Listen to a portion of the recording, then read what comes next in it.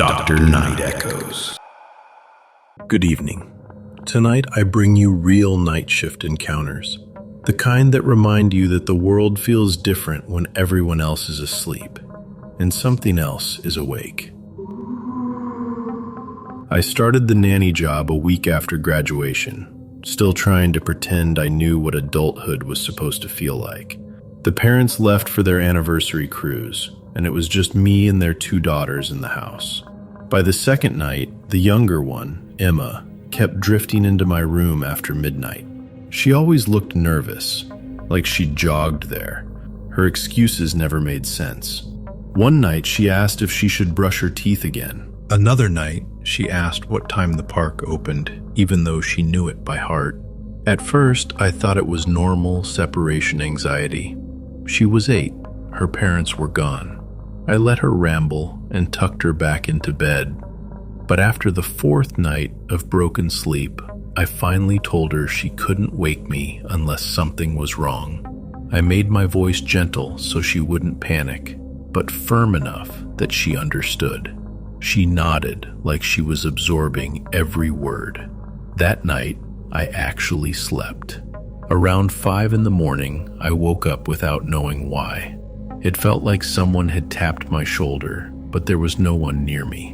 When I rolled over, I saw her. Emma had pulled a wooden chair from the hallway and placed it directly beside my bed. She was sitting upright, knees together, hands flat on her thighs. Her long hair hung forward, hiding half her face. She didn't blink. She didn't smile. She just stared down at me like she'd been waiting for me to wake up on my own. My throat closed up. I couldn't speak for a second. When I finally managed to ask what she was doing, she answered in a calm, almost confused voice, like I was the one being weird. "I didn't wake you," she said. "I just wanted to watch. You said I couldn't wake you anymore." She sounded proud of herself, like she'd followed the rules perfectly. I didn't sleep again after that. Not because she came back, but because I kept imagining the way she had said, "Watch." Like she wasn't talking about that night, like she'd been watching longer than I ever realized.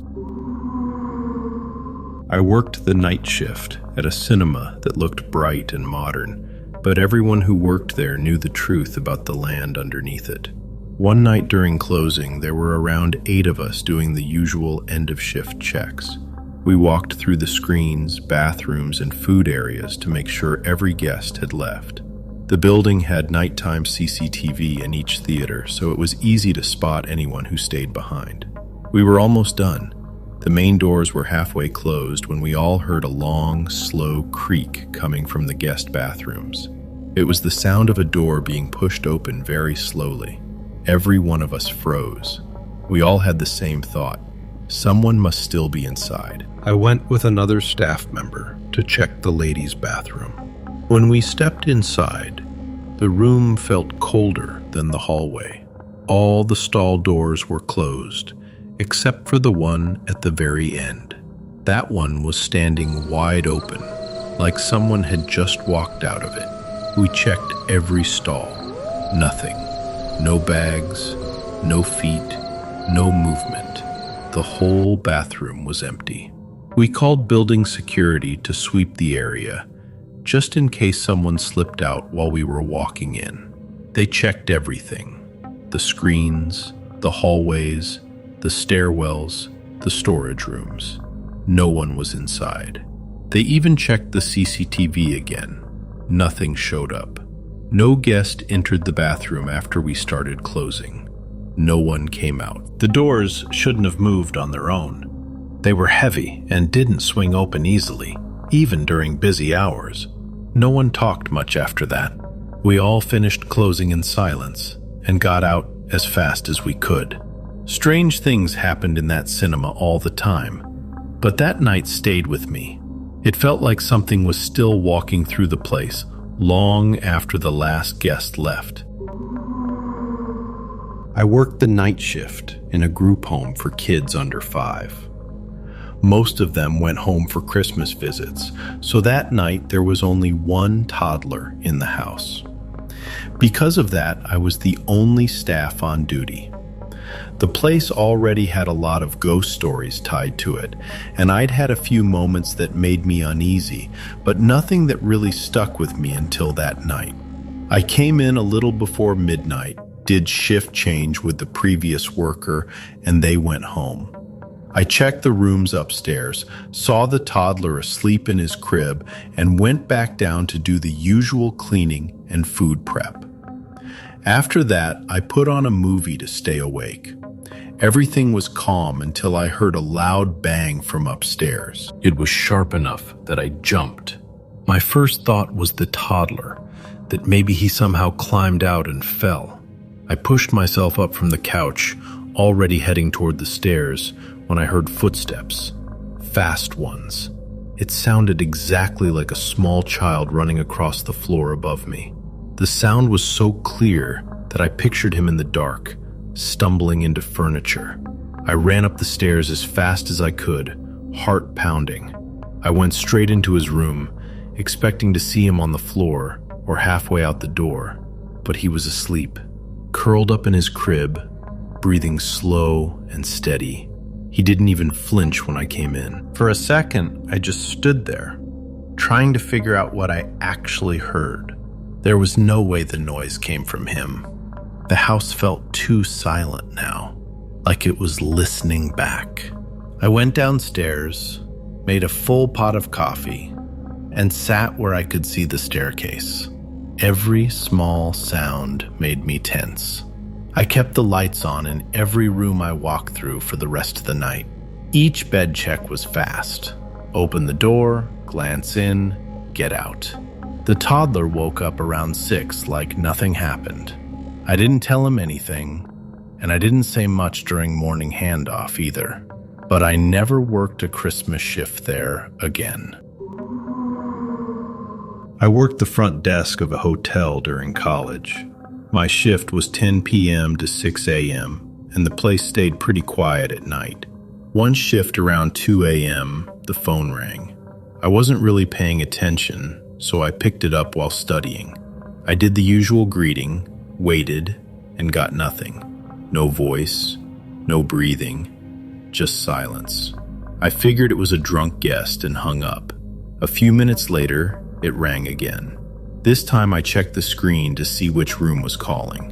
That's when I saw the room number, one we never used. It didn't even have furniture. No bed, no TV, no working phone. It was basically a storage room. The phone rang again. I just stared at it because answering didn't make sense. Something about the noise felt wrong. Still, part of me thought maybe someone had snuck in there. So I decided to check, but I wasn't going alone. I walked outside and grabbed the security guard. I told him I was getting noise complaints from that room because I didn't want to explain the real reason. We went up together. The hallway felt colder than usual. When we opened the door, the room was exactly how it always was, empty and clean. No phone, no wires hanging around, no sign anyone had been inside at all. We stood there for a minute, listening. Nothing. I went back downstairs and tried to focus on work, but every time the phone clicked or shifted, my stomach tightened. When my manager came in at 6 a.m., I told him what happened. He didn't even look surprised. He just said, "Oh, that's the wiring. Happens all the time." It didn't make sense. I'd worked there for months. I'd never seen the system glitch like that, not once. And he brushed it off way too fast, almost like he already knew what room I was talking about. I didn't push it, but after that night, every time the phone rang, I checked twice before answering, especially if the screen was blank. Working nights in the psychiatric unit always felt strange, even before everything was shut down. 2 of the wards had been closed for months. At night, there were only 4 of us on shift, scattered too far apart for comfort. I took my break in one of the dead wards because it was the only place where nobody bothered me. The room opened to a tiny courtyard through a heavy metal door with a swipe lock. That thing was built to withstand a riot. Fixed steel, multiple magnetic locks, the kind of door you had to lean your whole weight into just to open. It never moved on its own. That was the one comforting thing about it. I was sitting there in the dim light, scrolling my phone, when the door slammed open so hard it hit the wall. The sound snapped through the room like someone had fired a gun. I froze. That door wasn't supposed to budge unless someone forced it, and no one should have been out there. That courtyard had been locked for weeks. For a minute, I didn't move. I just stared at the darkness spilling into the room. The courtyard lights were dead, and the wind outside was loud enough that I couldn't hear anything else. My colleagues were behind multiple locked doors, too far to hear me if something went wrong. I told myself I should check, because that's what a responsible adult does. But honestly, my legs only worked because not moving felt worse. I got closer, step by step, trying to listen, trying not to breathe too loud. It was so dark outside that anything could have been standing there, just out of reach of the hallway light. When something shifted at the edge of my vision, I jumped so hard I nearly fell backward. I thought I saw a person, but when my eyes adjusted, it wasn't a person at all. A small shape waddled into the room, slow and casual, like it had been here before. A hedgehog. I actually yelled. Not a dignified yell, more like a dying crow. The thing didn't even flinch. I herded it back out and shut the door, making sure it's sealed. When I told the others, they shrugged and said, "Yeah, that door gives out sometimes." They said it wasn't a big deal, but that door shouldn't be able to open by itself. We all know that. And I still can't explain why it opened inward, toward me, like something had pushed from the courtyard side. I haven't taken a break down there since. My dad never scared easily. He worked nights for the city, spraying weeds around parks and abandoned lots. But one night, he came home pale, like he'd been sick. I'd never seen him like that. He told me he was assigned to the cemetery on the edge of town. It wasn't uncommon. Grass grows everywhere, even between headstones. But it was always quiet out there. He was halfway through the rows when he got this feeling, the kind you don't talk yourself out of. He said it hit him like someone had walked up behind him and whispered his name. He turned around, expecting maybe a deer, maybe a person who wandered in after hours. Instead, he saw a man sitting on one of the older headstones, about 50 feet away. The figure didn't move, just sat there with his hands folded in his lap, staring straight at my dad. Dad called out, told him he needed to leave because of the chemicals. No reaction. He tried again, louder, ready to walk closer if he had to. Still nothing. The man didn't even blink. He just tracked my dad with his eyes, slow and deliberate, like his head was too heavy to lift. Dad said the longer he looked at him, the more wrong the whole thing felt. Something was off about the way the man sat, too stiff, on a narrow headstone. He said he felt watched the entire time he packed up his gear. He tried not to look back, but he could feel that stare burning into the side of his face.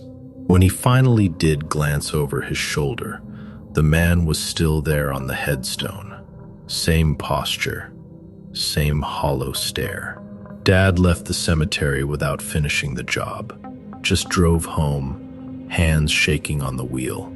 He always insisted it was probably just some strange old man sitting with a relative. But every time he told the story, he mentioned the same detail, almost quietly. He never stood up, never moved, and I never heard him breathe. I worked the overnight shift at a hardware store. At night, the store feels different. It's too quiet, and every sound stands out. There's one area in the back that none of us like. We call it Aisle 13, even though that's not its real name. Strange things happen there. Boxes fall off flat carts even when no one is near them. The carts don't move, and the floor is smooth, but you'll hear a loud thud out of nowhere. Products also slide off their hooks. Sometimes all the hooks shake at once, like someone hit the whole row. When you walk over, there's never anyone around. The footsteps are the worst. They're soft and slow. They always stop when you stop. It feels like someone is standing close behind you, even when you know the aisle is empty. A few of us have heard faint voices too, just short whispers, like someone talking quietly to themselves behind a shelf. There's also a smell. It's a sweet, old-style perfume. It comes and goes fast. You can walk through the aisle and smell nothing, then pass through again a minute later, and the scent is strong, like someone just walked past you. We try to blame other workers, but it never fits. We have a small night crew, and everyone sticks to their own sections. Nobody has a reason to be in that aisle unless they're assigned to it, but almost every night, someone hears something moving around there. I don't like walking through it, even for a second. The aisle feels wrong, the air feels heavy, and every time I'm in there, I get the same thought. Something is already watching me. Even when nothing moves, it doesn't feel empty. I was sitting at a desk in front of a big window, reading a binder, when I suddenly felt like someone was watching me. It wasn't a sound or a shadow, just that heavy sense of eyes on me. I looked up, and there was a face pressed right against the glass. He was so close, his breath fogged the window. I had no idea how long he'd been standing there. I ran out to the foyer. There was a glass door on the porch that was supposed to stay locked. It wasn't. As soon as I got there, he started shaking the door like he was trying to force it open. I didn't wait. I ran into the next room, and he followed me, moving around the outside of the house. Every window I passed, he was already there, staring in at me, just watching. I called the cops and stayed on the phone while he circled the house. I kept expecting him to smash a window or knock down a door, but he didn't. He just watched me move from room to room like he was waiting for something. By the time the police arrived, he was gone. They searched the area but didn't find anyone. I barely slept that night. The next evening, just after dark, he came back. Same face, same stare, same slow walk from window to window. This time, the cops got to him in time, but I still can't shake the feeling of looking up from my desk and seeing him already watching me through the glass. I was closing up after a late catering event, mopping the floor, when I suddenly felt someone step up behind me. A man's voice said, "Pardon me," right over my shoulder. I moved aside without thinking, expecting someone to walk past. No one did. When I turned around, the room was empty. I tried to brush it off and finish my shift. Later that night, I went to clock out. As I walked under a dark balcony, something small hit me on the shoulder. I looked down. It was one of those big black binder clips, the kind that hold thick stacks of papers together. I looked up at the balcony, but it was completely dark. No movement, no sound. I kept walking. Another binder clip hit the floor right beside me. That's when I speed walked toward the time clock. Before I reached it, I heard a third clip land somewhere behind me, like something or someone was throwing them one by one, following me across the building. When I finally clocked out, The system automatically armed the building security. That only happens for the last employee in the building, meaning I was alone. I didn't stick around. I never told anyone, but honestly, I think they would have believed me. That place is famous for strange things happening, and it's gotten worse ever since. I used to work night shifts in an old courthouse that shared a wall with an even older arrest building. I never believed in the supernatural, but walking around that building alone at night made doubt feel pretty real. One night, I was halfway through my usual patrol when I noticed something move at the very edge of my vision. Just a small shape, low to the ground. I spun around immediately, but whatever it was darted quietly into a nearby corridor, always just far enough out of sight to make me question whether I saw anything at all. I froze, literally mid-turn, barely breathing. For a few seconds, I debated calling someone or just pretending I imagined it. Eventually, I forced myself to move, creeping toward the corridor and shining my flashlight around.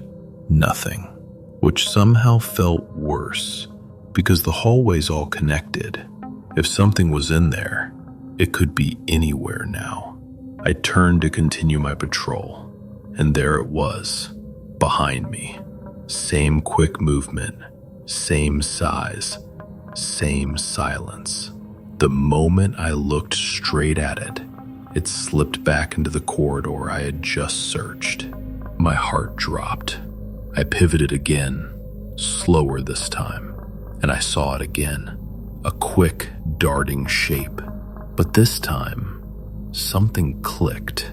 It wasn't following me, but it was mirroring me. Every time I turned my head, the movement came from the opposite direction. Perfectly timed, perfectly matched, like a shadow that didn't want to be caught. I finished the patrol very fast, and I never walked those halls again without every light on.